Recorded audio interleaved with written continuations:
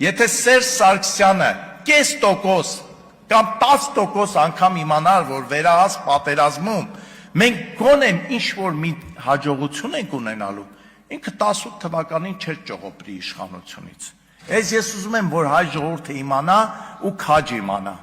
որովհետև իրենք իմացել են, որ պատերազմը անխուսափելի է, որովհետև իրենց ամեն տեղից ասել են, որ պատերազմը անխուսափելի է, իսկ իրենք կանխելու փոխարեն փախան, մի հատ ծուղակել անփորձ նոր իշխանության առաջ դրեցին, վստահ լինելով, որ իրենք էլ են հայ եւ ընկնելու են այդ ծուղակը, անդադար ասելով սրանք եկել են, որ Արցախը տան, սրանք եկել են տալու, դες երիտասարդ իշխանություն ասում են, չէ, մենք չենք տա, ավելի էին բանանում, ավելի էին մտնում այդ ծուղակի մեջ։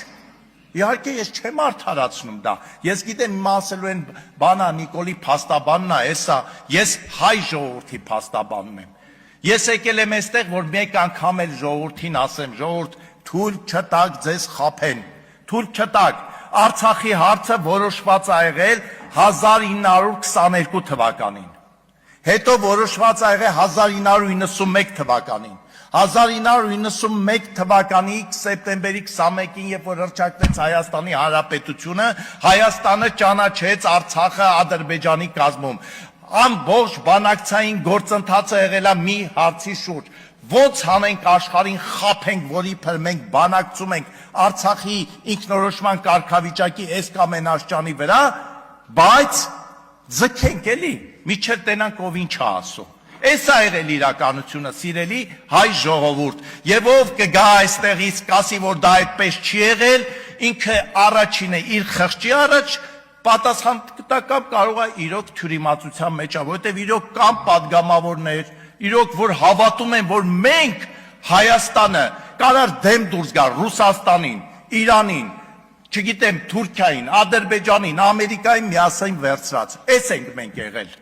Ու ցավոք սրտի շարունակում ենք այս մնալ, երբ որ անկես խոսակցության փոխարեն մի փոքր շեղվեմ, այսօր Գառնիկ Դանելյանը շատ ճիշտ որոշ գնահատականներ տվեց այսօրվա իրականության։ Եկեք մտածենք, այս մեր ներքին գրաքննությունը որն է, որ մեկին զորամասենք թողում, մեկին չենք թողնում։ Դա էլ է չէ խոսում, կամ ես հիմա ժամանակը լրանում է, մի կոչ եմ անում եւ վարչապետին եւ եկեղեցուն։ Վարչապետին խնդրում եմ առժամանակ, քանի որ իր խոսքը միշտ ընկալվում է որպես պետության, իշխանության խոսք, եկեղեցու Բարի օր ժողովուրդ ջան։ Ժողովուրդ ջան, հիշում եք, չէ՞ որ մի 10 օր առաջ մի հատ թեմայից խոսա, որտեղ ասում էր, որ 1915 թվի այդ երեք թուրքերը լրիվ հրեաներ են եղել։ Այդ թեման հիշում եք, չէ՞, որ խոսանք մի 10 օր առաջ։ Ուրեմն արդեն այս շաբաթվա մեջ եվրейները Իսրայելը մի խոսքով ցանկանում է եղերն ընդունել։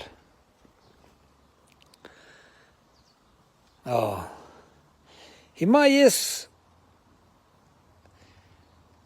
չգիտեմ դա ինչի համար է,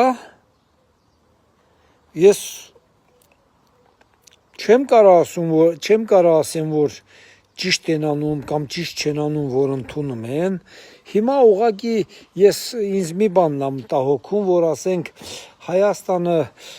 Թուրքիայի հետ փորձում են ինչ-որ ճանապարհներ բացել, էս մի բան, այդ մի բան, ու նացեբե իմ կարծիքով իբր թե Հայաստանին լավություն են անում կամ ինչ են անում, այտենց բան են անում, իհարկե դրա համար Թուրքիան Իսրայելի հետ, ունենց իբր վատ բան են, վատ սաստայաննի են, բայց ես կարծում եմ Թուրքիան հնարավոր է Հայաստանի հետ դրությունը այդ ձևով վատացնի։ Ստեղ խաղեր է, էլի, խաղեր է կատարում, ժողովուրդ ջան։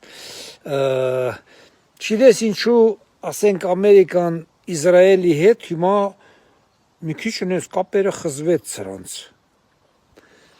մի քիչ կապերը վատացավ։ Չգիտես ինչու, որ Հայաստանը Թուրքիայով այդ ճանապարհներ բան ուզում են բացեն, ես ստե էլի ուրիշ տանդեմ եմ նկատում, ասենք, ռուս, իսրայելական, թուրքական տանդեմ, որը սենց կարող են սենց մի հատ եռանկյունի պտտեն, ու նորից ոնց որ Հայաստանի համար ճանապարհ փակվի, տենց ես սա ինքս եմ մտածում, ես ինչ ասում եմ ժողովուրդ ջան, ես ոչ մի տեղը տենց բան կարդացած եմ, ոչ լսած եմ, ոչ գիտեմ, սա ես ինչ մտածում եմ, մեն եմ ասում։ Ես ուղղակի որ 10 օր առաջ այդ թեման խոսացել էի, դե հիմա եթե եվրեյները խոսք են տալի, որ միջև այս շաբաթվա մեջ ընդունելու են։ Դե եթե իրանք այն ինչ որ ես ասել եմ, լրիվ ասեն, որ հա այն ժամանակ հրեական իշխանություն ա եղել, էս մի բան է, մի բան, դա կառավարվել ա հենց հրեաների կողմից, եթե ասեն ուրիշ բան։ Եթե լրիվ ասենք, փորձանքը գցեն, ասենք, միայն թուրքերի վրա, դա արդեն լինելու է, որ դա իրանք շահի համար են անում, նույնիսկ մեզ վնասելու համար Հայաստանին։ Այս պահին, այսօրվա քաղաքականությունը տարվում է նրանով, որ ասենք հայ-թուրքական հարաբերությունները փորձ արվում, որ մի քիչ նորմալանան, ճանապարհներ բացվի դեպի Եվրոպա, բան Թուրքիայի տարածքով։ Մի խոսքով, ես այսենց մի հատ ես վտանգ եմ տեսնում։ Դրանք իրանց շահի համար են անում, կամ ես իմ ինչ, մտածված քայլեր են անում, սպեցիալնի է, թե ինչա, չգիտեմ, ձեր ցավը տանեմ։ Մի խոսքով, դուք ավելի լավ կիմանաք, են որ ասма մի գլուխը լավն է, մի քանի գլուխը ավելի լավն է, ավելի ճիշտ է մտածում, ժողովուրդ ջան, այսպես բաներ կա։ Հիմա սպասենք իրադարձություններին, էլի, սպասենք տենանք հրեանին ընդունում են ու ինչ ձևով են դա մատուցում։ Ինչ ձևով իրանց մեղքը ընդունում են գերմանացիների նման։ Թե իրանց մեղքը չեն ընդունում, ուղղակի ուզում են ամբողջը բարթեն թուրքերի վրա։ Այսքան բան ժողովուրդ։ Տեղական օլիգարխը, նույն ինքը համապատասխան Գագիկ Ծառուկյանը այսօր հայտարարել է, թե Հայաստանում խաղաղություն չկա, գոյություն չունի, խայտառակված վիճակում ենք։ Այդ դեպքում հարց է ծագում, այս ոչ խաղաղ ու խայտառակված պայմաններում ինչով են զբաղված Ծառուկյանն ու նրա որդիները։ Ու բանից պարզվում է ինչ, մարդիկ կերակոցներ են արձակում։ Գագիկ Ծառուկյանի որդին կերակոցներ է արձակել Ծաղկաձորում։ Ընդ որում կրակել է ոչ թե Հայաստանի հակառակորդների ու թշնամիների վրա, այլ կրակել է հայերի վրա։ Ավելին, Ծառուկյանի որդին կրակոցները արձակելուց հետո փախել է երկրից, խուսափել է պատասխանատվությունից։ Նույն ժողովրդասեր ու հայրենասեր Գագիկ Ծառուկյանի որդին տևական ժամանակ է թաքնված է Բելարուսում։ Խուսափում է վերադառնալ Հայաստանի Հանրապետություն, որպեսզի ստիպված չլինի դատարանում իր անմեղությունը ապացուցի ու կրի քրեական պատասխանատվություն։ Բա պարոն համապատասխան օլիգարխ, բա ոնց է տենց ստացվում։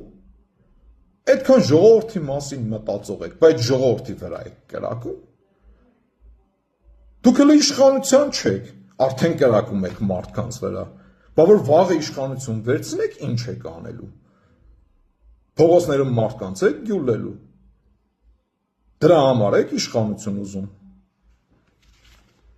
Իսկ իրականում ժողովուրդ ջան, սա այն ընդհանրական պատկերն է, որ սպասվում է Հայաստանի Հանրապետության ժողովրդին։ Եթե Աստված մի արածցե Ռոբերտ Քոչարյանին, Գագիկ Ծառուկյանին ու Սամվել Կարապետյանին հաջողվի Հայաստանում իշխանություն վերցնել։ Բայց ծոծորակները կտեսնեն, իշխանության երես չեն տեսնի։